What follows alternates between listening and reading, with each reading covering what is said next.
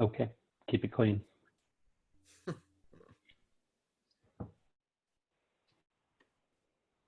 Nobody says anything. I got nothing. So I can see a bunch of attendees joining the webinar now. That's excellent. It is officially 12 p.m. Pacific time. And of course, 3 p.m. Eastern time for those who are joining from the East Coast and elsewhere in the world. We're going to be giving everybody about another minute to dial in. My name is Jason Lindstrom. I'll be the host of today's webinar, and I'll be introducing the speakers in just one moment. Wow, I can see a ton of people dialing in. That's excellent. I see Anthony Chards dialed in. Welcome, Anthony. And Tom, a bunch of people and names I recognize. That's excellent.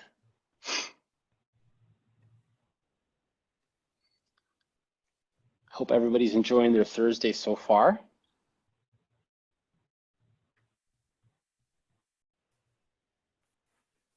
Wonderful. People keep pouring in. Excellent. So I'm just gonna start with a quick preamble to get everything kind of teed up and good to go. My name is Jason Lindstrom, and as I mentioned, I will be the host for today's webinar. We're gonna record the session, so if you wanted to share it with your colleagues and team members, please feel free to do so. In terms of the speakers who join me today, I'd love to introduce you to Jerry. I'll start off with him. I've actually known Jerry for a number of years. It's pretty cool. I've known Jerry, and I've always found him incredibly helpful, thoughtful, and a really, really strong senior HR leader. But when I got to read his bio, I wasn't surprised to find out that he's actually been recognized 4 times as a top Canadian HR leader. And the organizations he's a part of have also been recognized countless times as best employers, and also being recognized for best corporate cultures. He's an experienced business leader who's built high performance teams with companies like Crystal Decisions, 1-800-GOT-JUNK, Minefield, and Aritzia. He's owned 4 businesses, and he's helped start up over 300 franchises in the O2E family of home services brands. I'd also love to introduce. Thanks, Jason. Yeah, that's enough. He's also an incredibly humble guy. So that's enough. We'll get it there. About himself. And I'd also love to introduce Reese. He too has helped a number of businesses scale up and optimize planning, optimize the people and measurement and systems and processes. And similar to Jerry, he has experience working in key leadership roles at organizations like You Move Me, 1-800-GOT-JUNK, and Thoughtfort. And lastly, I'll introduce myself. I'm Jason Lindstrom. I've started 3 tech businesses. My current focus is on bucket list rewards, and I'm really excited to have you gentlemen here with me today. Happy to be here. Yeah, thank you. In terms of an agenda, we're going to be walking through the following points. Jerry and Reese are going to be kicking things off. They are going to talk about the fundamentals of remote team building. They're also going to walk through 5 remote leadership principles. Then I'm going to switch gears, and I'm going to share a bunch of sort of highly tactical ideas of hopefully things you could potentially implement today inside your organization. And then at the end, we do have a special bonus that I think for a lot of people who are on this conference, web conference, will really appreciate. And lastly, we'll open it up to question and answer. There is a little question window at the bottom, so please feel free to enter your questions in there whenever you want. We're going to be addressing all the questions at the end. And with that, why don't we jump into it? And I'm going to turn it over to Jerry and Reese to lead us off. Yeah, great. Thank you. Thanks, Jason, and welcome everyone. You know, when we first started talking to Jason about doing this session, it was actually before the world got turned upside down. So what Reese and I are going to share with you parts of a workshop, a one-day workshop that we have on called Does Remote Work? And you know, I just want to acknowledge that we often are talking to people who are thinking about this as a strategic move for the future of their business. But right now, many of us have been thrust into this world of work from home, remote work, and you haven't had the time to strategize and plan for it. So we want to give you some really helpful tips, advice, tactics, and just ways of thinking about the remote work world. You know, policies are fairly easy to write. I don't want to belittle that. Technology is easy to implement, and I'm the IT guy, but it's the people side of remote work, I think, is where the work really gets done, and that's where you know, the difference between good and great comes. So let's take a look at first, you know, the good news is that people have been doing this for a long time, and there's lots of research that shows why people are more productive when they're working remotely. I'm going to let Reese talk to you a little bit about some of the research that we've done and some of the studies that are out there that kind of show us that this is actually a good thing. Over to you, Reese. Yeah, thanks, Jerry. Next slide, Jason. Yeah, I led call center operations for 1-800-GOT-JUNK for a couple of years, 2012, 13, and 14. And at 1-800-GOT-JUNK, it really was a lot about the culture, and Jerry and Brian Scudamore, the CEO, led that. Brian's mantra was and still is, it's all about the people. However, we couldn't get remote work off the ground. We tried. I think, frankly, we might have been a little bit too early. And it's one of my biggest regrets, because since then I've seen firsthand the results that taking a call center remote, or a number of different teams remote, can have. In a study in 2015 by Stanford, they studied a couple of Chinese call centers, which showed a 22% increase in productivity by allowing people to work from home.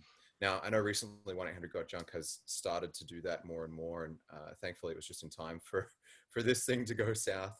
But yeah, there's a bunch of other stats on that slide there in front of you that show that this is tried, true, and tested. And so, to echo Jerry's sentiment, I know you've been thrust into this, but I hope that you can see this as an opportunity to build a strategic competency that will allow you to open up your hiring pool, open you up to a lot more specialized skill sets, and hopefully make your business more productive coming out the other side of this downturn. Now, as with anything, there's always some drawbacks. You know, nothing is a pure win, and yeah, sticking with contact centers here. Sorry, Jason, I'll try to remember to tell you the next slide next time. Sticking with contact centers here, because I think those are some of the places where a lot of people have been thrust into working from home right now, whether they like it or not. And they're also inherently lonely places, which I know is a little counterintuitive, but again, at Junk, we always struggled to have our contact center agents feel a sense of belonging. And unfortunately, what the research shows is for those types of employees that already find it a little bit lonely at work, this is only going to exacerbate that. And for those people who are used to feeling really connected with the organization, they're going to feel strangely disconnected from something that they really believe in. You know, it's tough to build that sense of belonging at the best of times. Right now, it's going to have to be really deliberate, and we'll get into some more tactics around that soon. So next slide. Yeah, thanks, Reese. I'll pick it up from here. And so, you know, it's interesting. You talk about remote work, and feelings start to come into it right away. And, you know, we really believe in culture. We believe that culture comes before performance. It precedes performance. It's the foundation of high-performing teams. And culture is about feelings. Culture is about kind of knowing, you know, your boundaries and instilling a certain sense of belonging within a group of people. And so, again, you know, we've learned lots of lessons through our time at 1-800-GOT-JUNK and O2E brands, but have seen this idea of culture first just get proven out time and time again in the businesses that we work with. And it's what people, you know, want to talk to us about often. But you might be asking, you know, okay, well, how do I know if it's culture first? How do I know if I've got a really strong, healthy culture? Just pop to the next slide, Jason. And I really believe that there's some key ingredients that all cultures are different and they're unique, and they should be unique. There's not a cookie cutter. But what I've found over, you know, enough years to get a lot of gray hair on my head is that there's some very similar attributes that really high-performing cultures have. The bucket list company, they share these attributes. But so I like to talk about 3 pillars, the pillars of alignment, transparency, and belonging, as the key pillars that I see across many, many, many high-performing cultures. And those, I'm very sort of architectural, but those pillars kind of support the building, the culture. And so if you look at the next slide, Jason, these pillars hold up what I consider to be these 12 building blocks of a really high-performing culture. And you'll see in those building blocks, like what these represent they represent everything from policies to programs, like recognition, for example, to practices and habits that get generated in an organization. And so each one of these building blocks, there's a depth of work that can be done in a company. And, different organizations have matured their capability in different ways across all of these building blocks. But if we just click one more time, Jason, I think the point I want to make this today here is that these building blocks, certain areas really come to light when you're in a remote work situation. So communication, performance management, these things tend to suffer in remote work. And so as you look at this, I would think these are the areas that we really want to focus on as leaders, leading remote teams. How am I doing these things? We'll give you some tips and as we move on in this. So if those are the pillars and the building blocks, you're now saying, hey, Jerry, I thought this session was about giving us some practical tips and tactics on leading our remote team. So let's click over to the next slide and we'll start to look at what I think building on that then, we often say leadership is leadership, but when you're leading a remote team, these are the 5 principles of leadership that we think you need to focus on. So trust, ABCD, always be coaching, be explicit, listen and be available, and make technology work. These are 5 things that we spend most of our one-day workshop on when we talk to organizations about remote teams. So I'll just do a quick kind of touch on each one of these. Reese and I will. So the next slide, trust. We know that trust is at the heart of a really strong culture. It's transparency builds trust. Trust comes from belonging. But if you think about in the remote work, it's about switching from monitoring FaceTime of the people around you and being able to see them to monitoring them on results. And that's how you really start to build trust in a remote workplace. And one thing that falls apart on the trust side when you're leading remotely, and you may have been feeling this over the last couple of weeks, is we're used to, when we work together in an office, we're used to working really publicly. So there's people around us, they can see us going in and out of meetings. You have to create that sense of public work when you're all remote and working from home. So some tips would be really be intentional about how am I working publicly. So what are we doing together as a team? Morning huddle. Do I have open office hours? Things like that. So really be conscious about that public work to build trust, so that, because people can't see you, they kind of miss you. And as a leader, they want to see you. So be out there and be seen. Reese, why don't you talk about coaching? Yeah, absolutely. Coaching, fundamental of leadership, no matter whether you're remote or in person.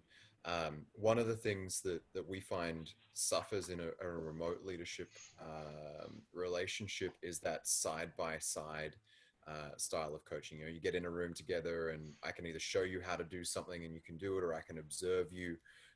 All of that becomes just a little more difficult. Now you have to schedule it, put it in the calendar, get on a video call. It doesn't happen like that.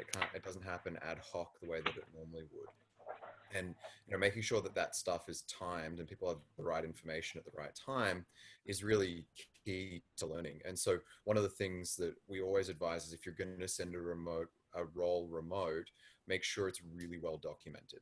You have really good process documents, you have learning and how-to videos, so that while you might not get the full version of a live in-person, this is how you do it, people, at least when they need it, have access to resources easily and quickly, and they're able to keep the knowledge at their fingertips when they need it. Yeah, for sure. Thanks, Reese. The next point, the next of the 5 principles is about being explicit. So again, we know that in leadership, a basic tenet of leadership is setting expectations with your team members.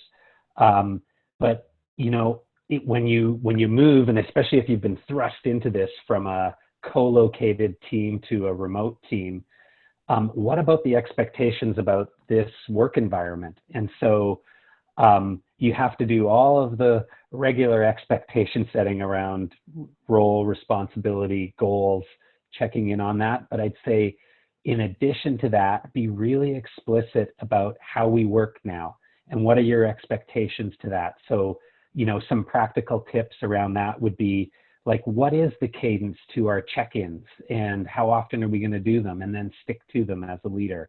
How about meeting etiquette? When we do a team meeting now, is the etiquette, it's all cameras on, always, I would say. Make that a rule, even if people go, oh, there's craziness going on behind me right now. Those kinds of things. What about reporting in? All those kinds of things are so important. But your people, for leaders on the call, your people are looking to you to set those expectations of this new kind of work environment that you're in. If you've got time to strategize it, you take that time. But if you don't, you got to think on the fly. And I would say start to implement those things, be really public about it, and make it really clear to them. Reese, over to you. Thanks, Jay. So listen and be available. Again, always a core pillar of leadership, the whole idea of an open door policy. You want to be there for your people. When I was leading operations for You Move Me, we had, in the height of the summer, almost 1,000 employees across North America, frontline, and then plus managers and all that sort of stuff. And what I found during that time was I got very few interactions with a lot of people. So I might get one touch point a year with a crew leader in Indianapolis. So I better make sure that is a really, really good touch point. So I call these micro moments. And when you move from an in-person leadership situation to a remote leadership situation, same thing kind of happens, because you just don't get those, you're not walking to the kitchen to get a coffee and you bump into each other. You just don't get those kind of bump into each other types of moments. And so to make the most of those times that you do get to communicate with someone, I try to think about 3 things. So make sure your message is consistent. People are going to talk to each other. It's natural. And if you're not saying really the same thing to everybody, the message is going to get lost. Make sure it's important. If you're getting very few touch points with your team members, you got to make sure that what you're saying is the most important thing that you could be saying, whether that's about prioritizing customer experience, whether that's about working efficiently. I don't know what your priorities are, but whatever your priorities are, make sure that every touch point you're getting that.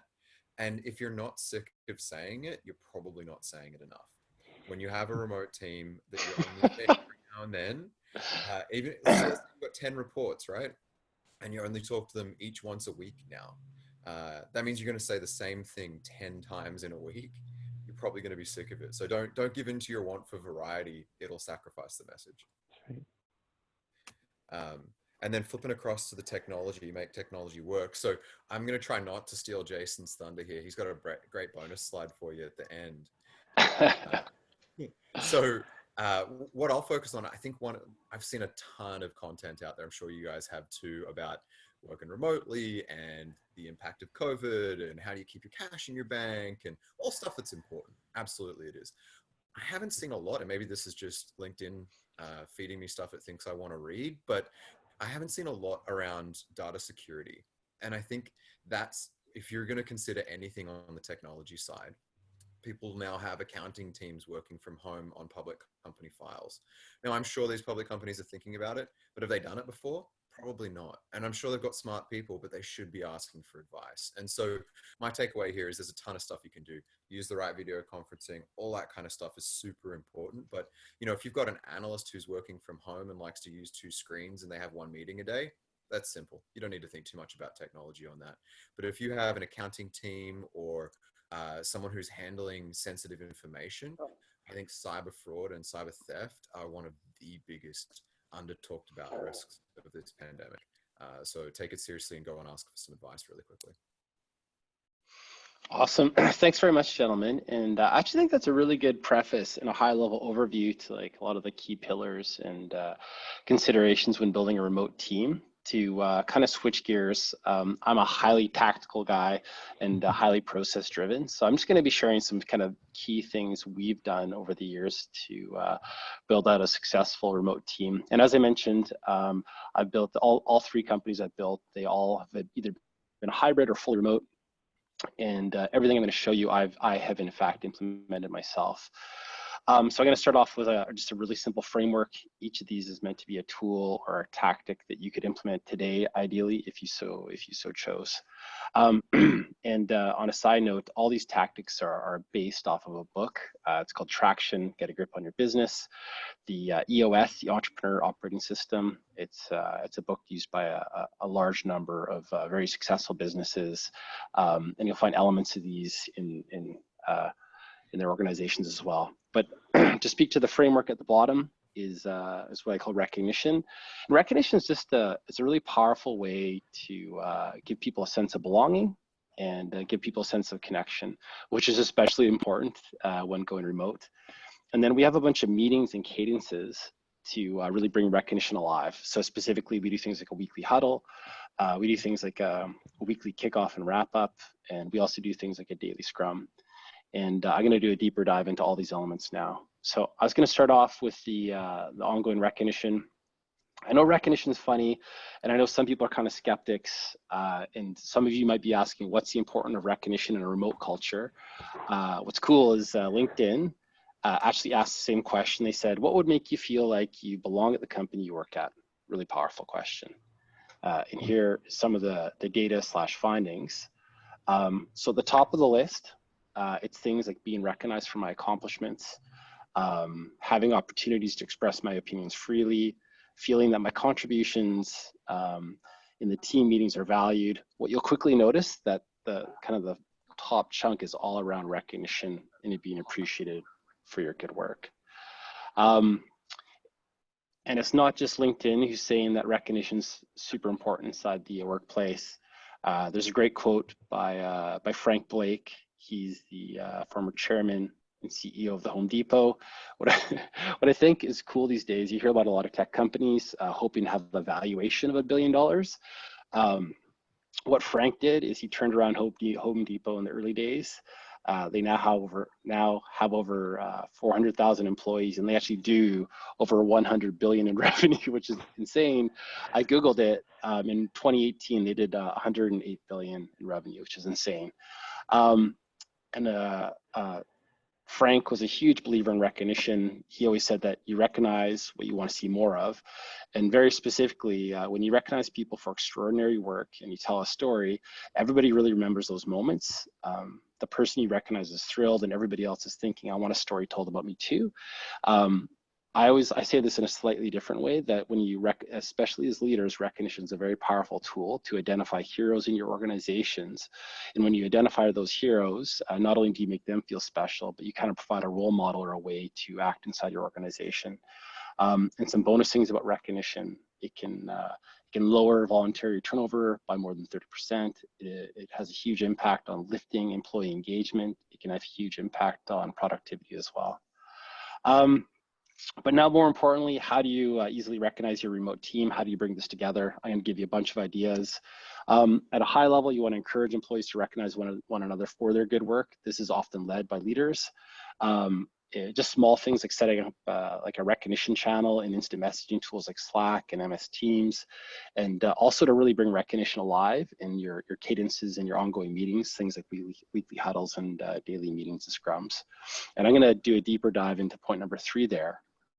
So what is a huddle? I've seen these done a number of different ways, but in summary, it's like a town hall, and it can be done virtually or in person. There's a huge value to doing them virtually, because it'll create a better sense of connection. And some people might be saying, you know, I run a bigger organization. We can't do a town hall remotely. It's too challenging. I have a great story from Google. They have over 70,000 employees around the world. And prior to COVID, they would bring a small portion of those employees together in a conference room, but a much larger group would join remotely via, I believe it was Google Hangouts. And the format of this town hall meeting of bringing all these people together was I love this first one. The CEO kicks off the talks with some dad jokes. I too love dad jokes.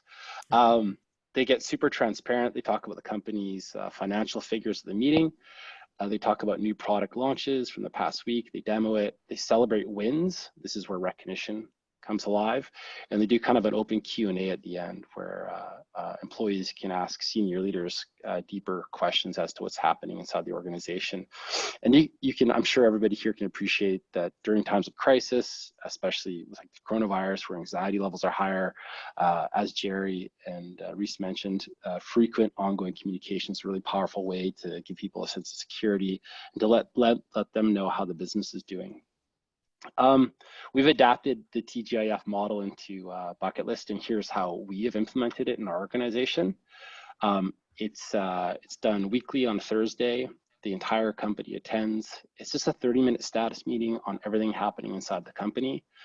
The agenda is a little bit shorter and tighter. We do not have 70,000 employees, but basically there's a short welcome. We go through our KPIs, departmental updates, good news, and Q&A.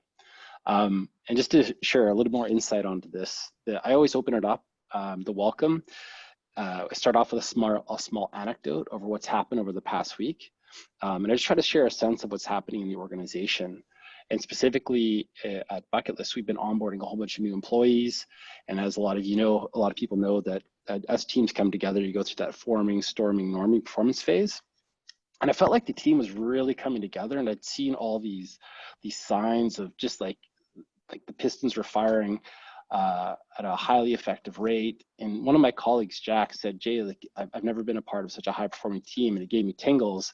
And that's why I threw this GIF into the opening slide of our huddle. And I told this kind of deeper story about how we're coming together as a team. And I think as a leader, these kind of kickoff moments, these summaries of what you're seeing are a really powerful way to let your team know what you're seeing from an overarching perspective.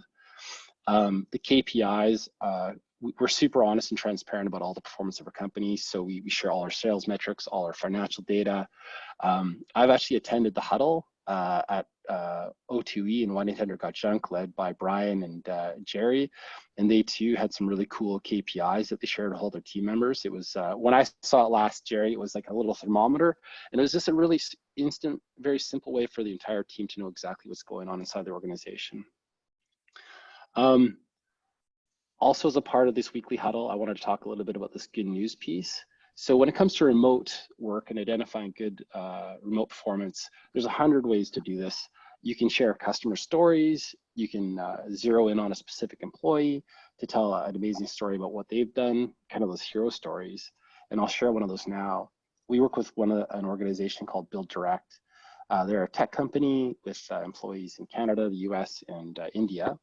And one of the ways they had recognized their employees was to appreciate a fellow named Dave. He was a senior VP there, and he had been hitting sales quota during a really difficult time. And he'd also been collecting receivables from some clients who actually hadn't been wanting to pay.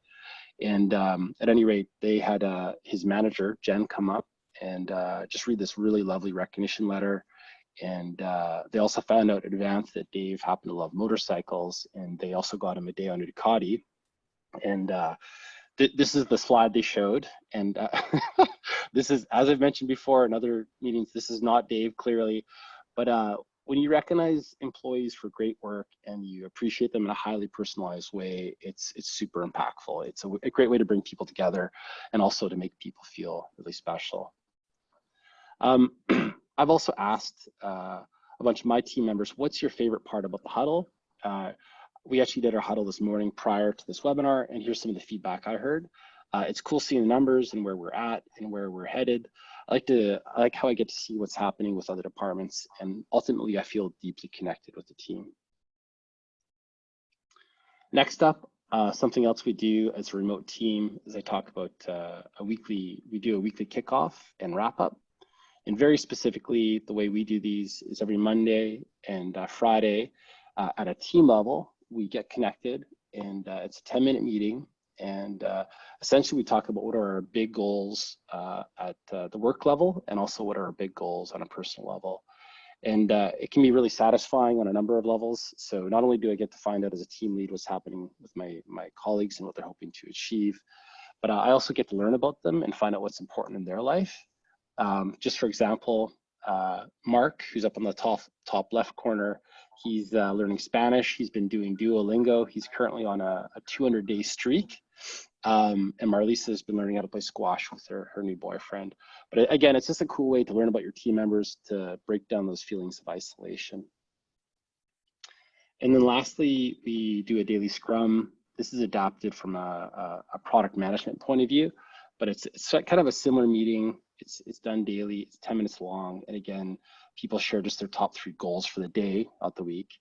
They identify any hurdles, and we wrap up with the daily questions to make people feel connected. But like Jerry and Reese said, we're always on camera. Everybody gets to see everybody else, and it creates this cool sense of connection. And just in summary, I'd love to share just a few of my favorite tools. For video conferencing, we use actually Zoom meetings for external meetings. We use Google Hangouts for internal meetings. For instant messaging, we're huge fans of Slack, but MS Teams is obviously a very powerful tool. For video messaging, there's things like Loom. Loom is awesome. It allows you to record your video or your video of yourself or a video of yourself in their screen. I've been seeing some CEOs sending out Loom videos to communicate to their team. A side bonus, this might sound like a funny thing, but when you send your employees home, they're going to be with their children, with their wives. Something we bought in the early days were the Bose noise canceling headphones. And it allows people to communicate. Even though there's a ton of background noise, it can still be very effective in attending meetings. Lastly, I'd love to share with you just 2 very special offers before we get to the Q&A. Specifically, Jerry and Reese, they've offered a free 1-hour consultation where they'd be happy to show you how to implement successful remote culture. And I'm going to pop up a survey on screen. And if you're interested in participating in this this free 1-hour consultation, I'd highly encourage you just to click yes. Give me a second here. And so as Jerry and Reese mentioned up front, they actually do full day workshops on this stuff, but they're happy to do a breakout session 1-to-1 and to meet with you guys to share how to build an effective remote team. So I'm going to leave that up on screen. I'd encourage, does everybody see this poll being launched?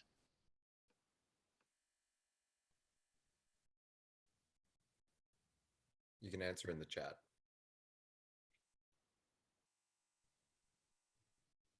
Oh. Try this again. And Brenna and JC, we have your 2 questions, so we'll answer both of those live in a second. There it is. There's the poll. There we go. You got it, Jason.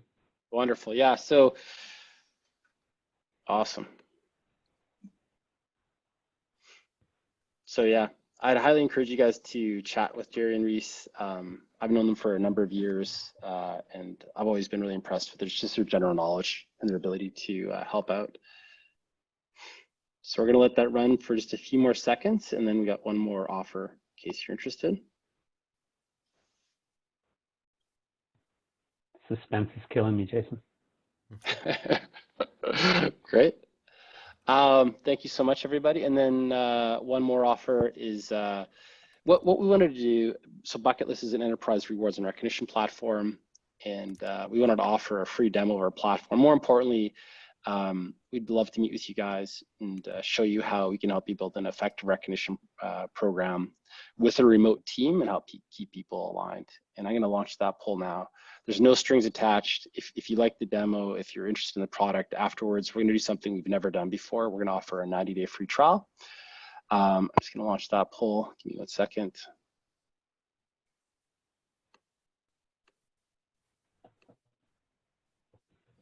And do you guys see that up on screen? Yep. I do. Great. Cool. And as soon as I'll let this run for just a few more seconds, and then we're going to switch it over to Q&A, and we'll run through whatever questions may have popped up throughout this presentation.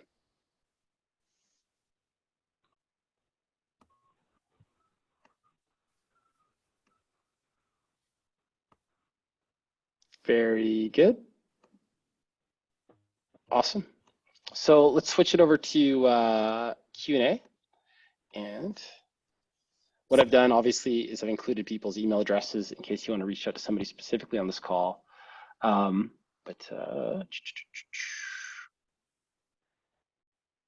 I answered one of them from Brenna, just saying, yeah, we'll answer it at the end. So let me jump into that one. Awesome. Yeah, thank you.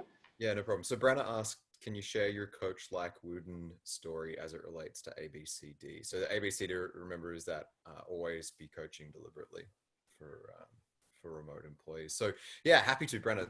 That's super flattering that you want to hear that story again.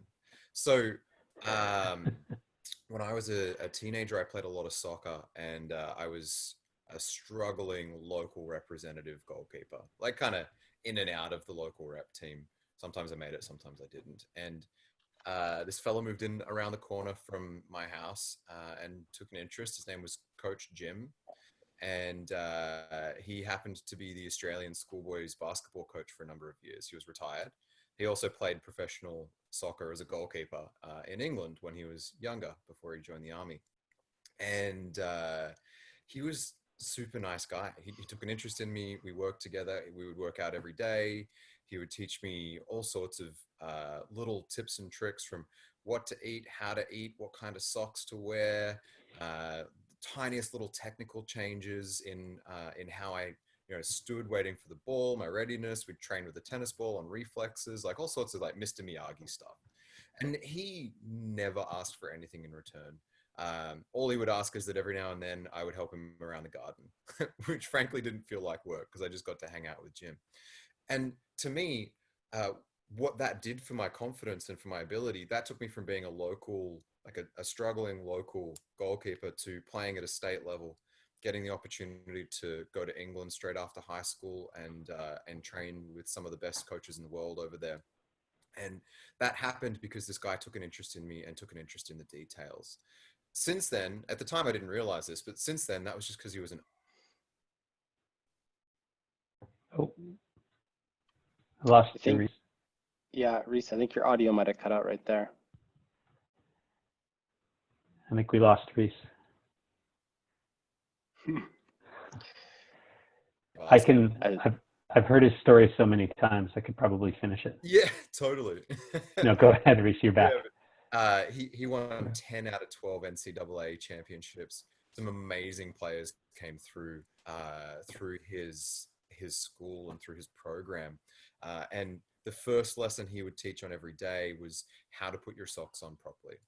And these are people like Hakeem Olajuwon went through his program. These are some of the best basketball, like high school basketball players in the world.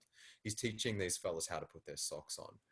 And that's the level of detail and the level of direction and the level of care that he put into coaching. And that's what great coaching looks like. It's about an emotional, caring, genuine caring relationship combined with high quality, high touch, high direction, skill and process focused feedback.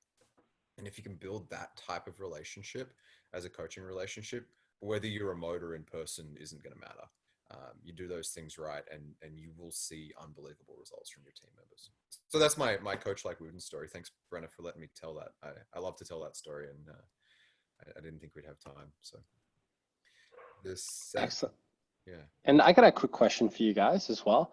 When it comes to like going remote, if there's like one tactic or strategy that somebody should start with, like where do you begin? I know everybody's kind of been thrust into this, for example, like with very little warning, but if somebody's just starting relatively new with no experience, where do you start? Yeah, like what's the one most important thing to do? Yeah. Yeah, I mean, it's always hard to say the one. I mean, I'll say that the of the five sort of principles, the one that's the most tangible, I think, that a leader can do is that setting expectations really clearly on how this new remote work relationship is going to work, how this new environment. And I think there was even a question in around cameras, like, how do you make everyone, you know, do you really do that? And my answer would be yes. Like, how do you get everyone to turn your camera on? You say, it is my expectation that when we meet together as a group, we all have our camera on. And, you know, like, you know, I think that's the kind of, I think if we start there when we've been thrust in by saying, look, it's going to be different. You got to lead with a ton of empathy at this time too. So you know, like, take everything that I'm saying with this big grain of empathy on top. But we also have to say, look, this is the environment, this is where we are, and this is our expectations as a team. If you can involve your team in setting some of those expectations, even better. But that's what I would say, start there. Clear expectations. People are so uncertain right now that the more we can be clear about things, the better. Excellent. That's good. And do you see any companies kind of, who do you guys have any sort of experience in terms of companies who are really leading the way when it comes to remote work, organizations that are just killing it, and organizations that we kind of aspire to and look to for ideas? Bucket List seems to be doing a pretty good job.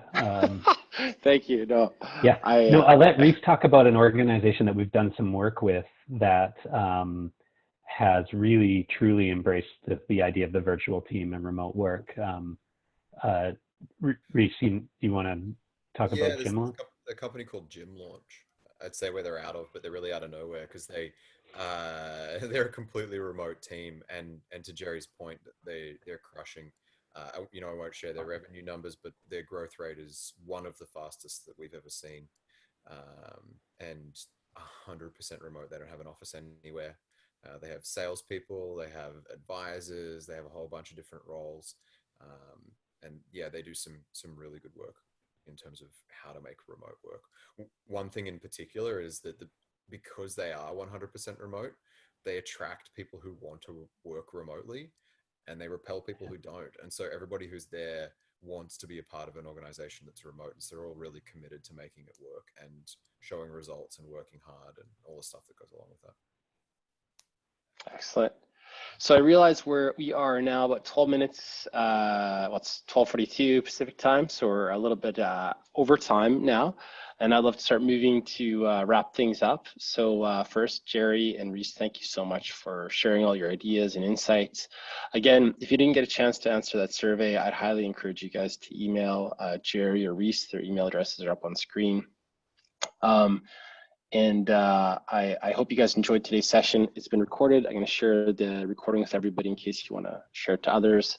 And also going to be asking for feedback. We're going to be doing a whole bunch of follow-up blog posts and ebooks from our side. So if there's particular areas you guys are looking to have answered, please feel free to let me know. I'll be sure to answer those questions in those future communications. But why don't we wrap it up there? Jerry, Reese, thank you so much, gentlemen. Awesome work. And thanks everybody for attending today. Have a great Thursday, and good luck with your transition to remote. Thanks very much, everybody. Have a good day. Thank you.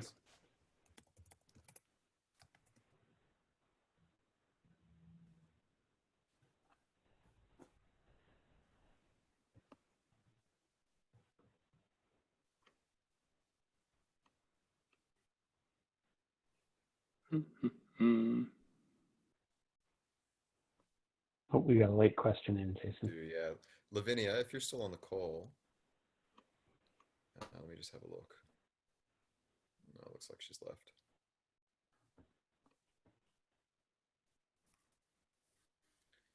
Good question, though. Mm-hmm.